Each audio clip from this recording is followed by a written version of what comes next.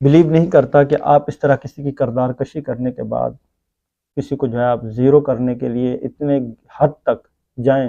اور ان کو آپ اتنا ذلیل و خوار کر دیں، یا وہ خود اپنے آپ کو پبلسٹی دینے کے لیے یا مشہور ہونے کے لیے یا لوگوں میں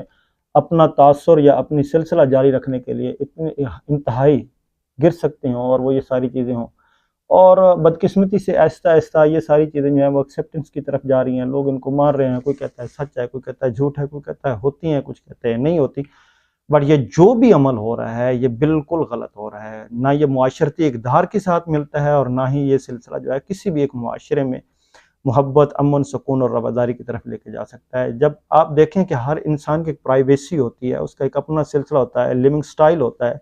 اس نے اپنے انداز سے زندگی بسر کرنی ہوتی ہے، تو کیا پاکستان میں آپ سیاستدانوں کو یا اقتدار والوں کو یا جو لوگ عوامی لیڈر ہوتے ہیں یا جن سے لوگ محبت کرتے ہیں